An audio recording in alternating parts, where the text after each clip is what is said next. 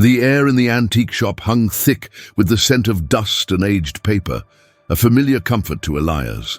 Sunlight, filtered through grimy windows, cast long shadows across cluttered shelves, illuminating forgotten treasures and discarded relics. Elias moved through the narrow aisles, his fingers tracing the worn spines of ancient books and the cold, smooth surfaces of forgotten trinkets. He was a collector of stories, not of mere objects. Each piece held a whisper of the past, a fragment of a life lived. Today, his gaze fell upon a dusty corner he'd somehow missed before. Tucked away beneath a stack of faded tapestries, a small, ornate box lay almost hidden.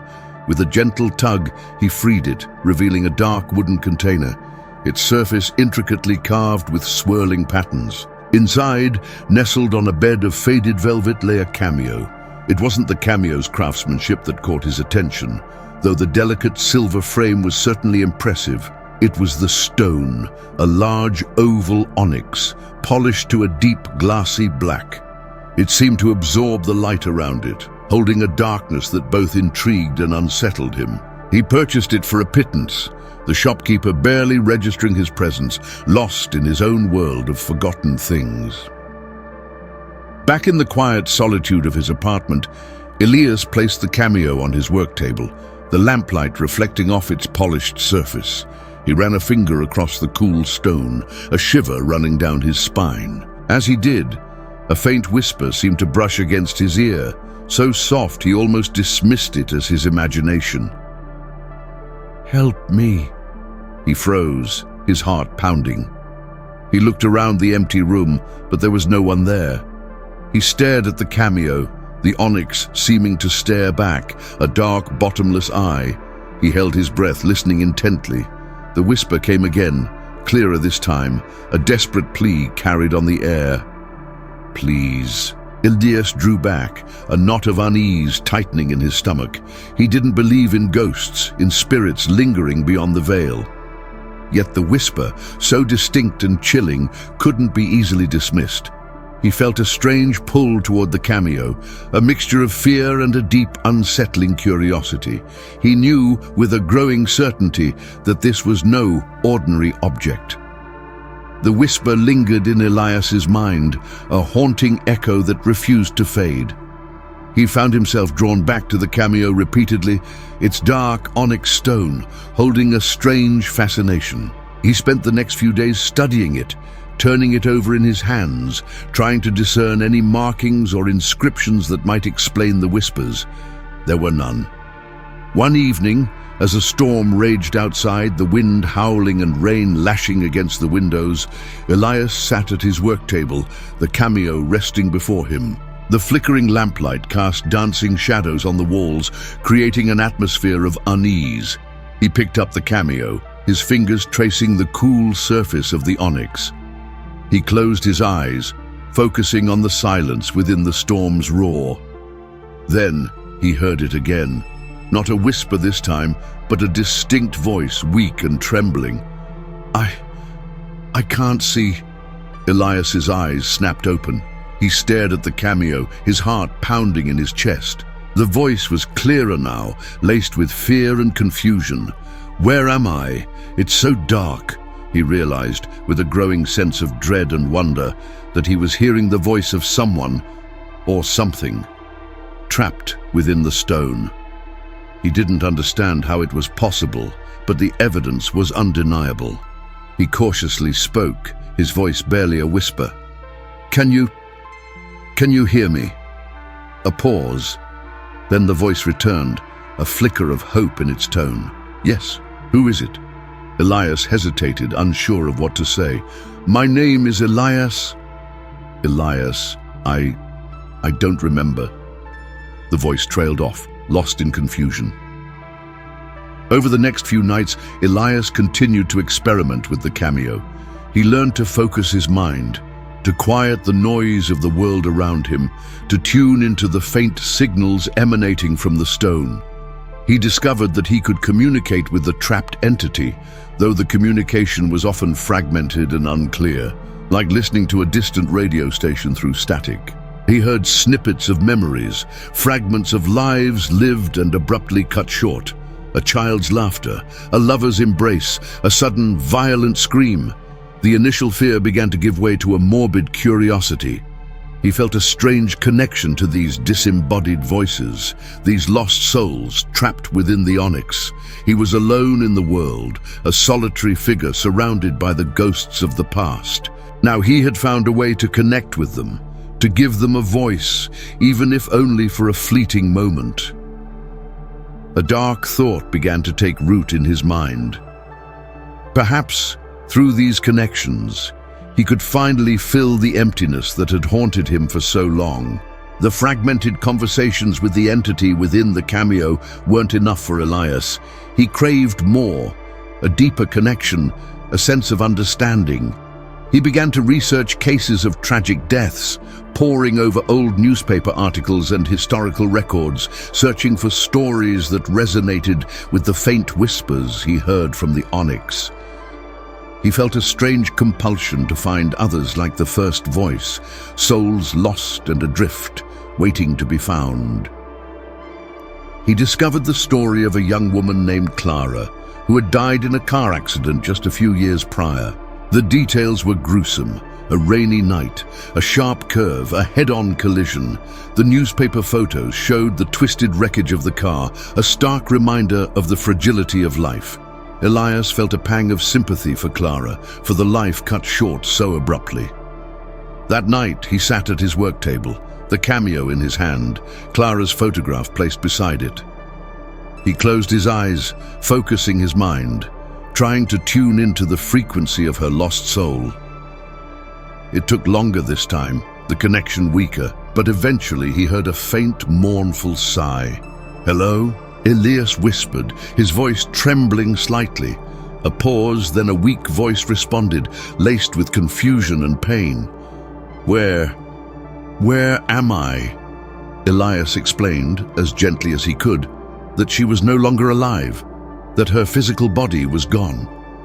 He told her about the cameo, about his ability to hear her, to connect with her.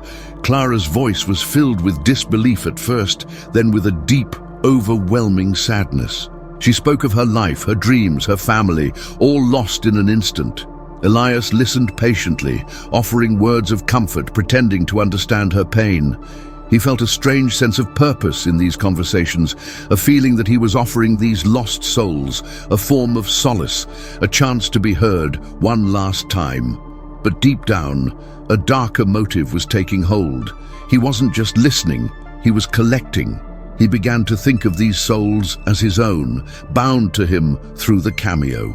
He felt a strange sense of ownership, a perverse satisfaction in knowing that he was the only one who could hear them, the only one who could offer them a connection to the world they had left behind. He meticulously recorded each conversation, each fragment of memory in a worn, leather-bound journal, as if documenting a precious collection. Clara's entry was the first, a detailed account of her life and her final moments, carefully transcribed in Elias's neat handwriting. He had started his collection. The leather-bound journal grew thicker, its pages filled with the stories of the dead. Elias's apartment, once a sanctuary of quiet solitude, became a repository of sorrow, a silent echo chamber of lost lives. The whispers, once faint and distant, grew louder, more insistent, a constant murmur that followed him everywhere. He found it increasingly difficult to distinguish between the voices of the living and the dead, the boundaries between worlds blurring into a disorienting haze. He started having nightmares. Vivid, disturbing dreams filled with the faces of the souls he had collected, their eyes filled with accusation and despair. Clara, her face pale and streaked with tears, would appear in his dreams, silently pointing a trembling finger at him. Other faces joined her, their expressions contorted in pain and fear, their voices merging into a cacophony of suffering. During the day, a constant feeling of unease settled over him. He became irritable, snapping at the few acquaintances he still had, pushing them away with his increasingly erratic behavior. He neglected his work, his once meticulous antique shop falling into disarray, dust gathering on the shelves, mirroring the state of his own mind. The weight of the souls he carried was becoming unbearable. He knew deep down that what he was doing was wrong. He wasn't offering solace. He was exploiting their pain, trapping them in a spectral prison of his own making. He wasn't filling the emptiness within him. He was creating a deeper, darker void, a gaping maw that threatened to consume him entirely. One evening, as he sat at his work table, surrounded by the journals and the cameo, he heard Clara's voice, clearer and stronger than ever before. "You're hurting us," she said, her voice filled with a chilling sadness. "You think you're helping, but you're just keeping us here, trapped in your obsession." Elias tried to ignore her, to dismiss her words as a figment of his imagination, but her voice persisted, echoing in his mind, a constant reminder of his transgression. He looked at the cameo, the onyx stone seeming to pulse with a dark energy. He could feel the weight of the souls within it, a crushing burden that pressed down on him, suffocating him. He tried to stop, to put the cameo away, to ignore the whispers, but he couldn't. He was addicted to the connection, to the feeling of power it gave him, the illusion of control over life and death. He was trapped in a vicious cycle, driven by his own loneliness and a desperate need for connection, even if that connection was with the dead. He had become a collector of souls, a prisoner of his own making. The voices intensified, a constant chorus of whispers, cries and lamentations that filled Elias's waking hours and haunted his dreams. He could no longer bear the weight of their collective sorrow. His apartment became a battleground, the walls vibrating with the energy of trapped souls. The air grew heavy, thick with a palpable sense of despair.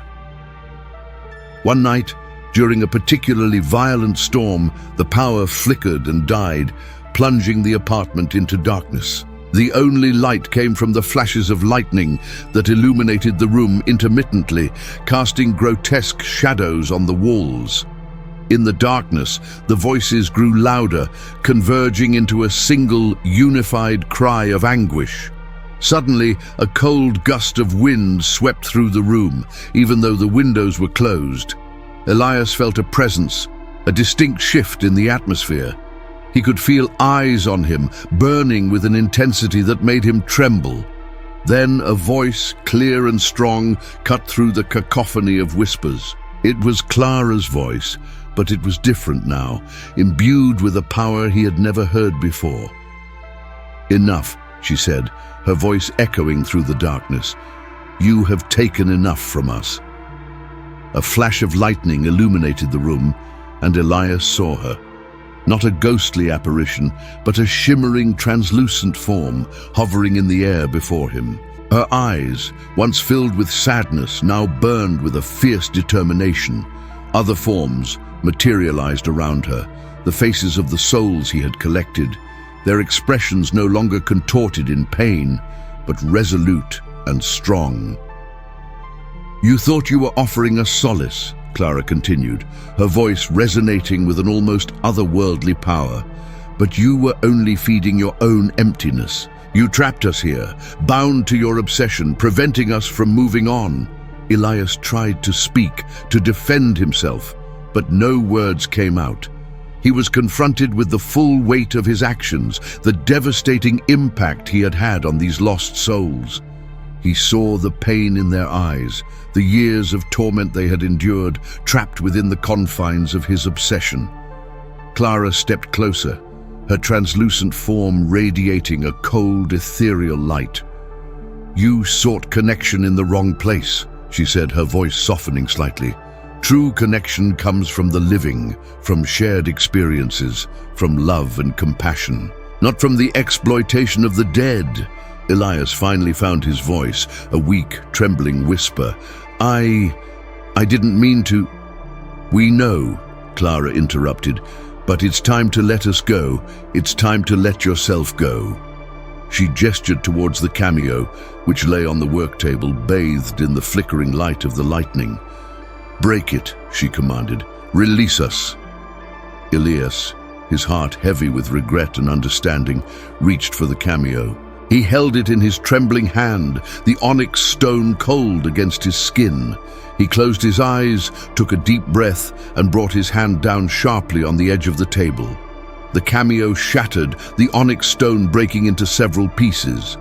As the cameo broke, a wave of energy swept through the room, a rush of cold air that sent shivers down Elias's spine. The voices faded, the presence dissipated, and the room fell silent. The storm outside began to subside, the first rays of dawn peeking through the clouds. The silence that followed the shattering of the cameo was profound. It wasn't just the absence of the voices, it was a deeper silence, a stillness that Elias hadn't experienced in years. The weight that had been pressing down on him, the constant feeling of unease and dread, had lifted. He felt lighter, as if a great burden had been taken from his shoulders.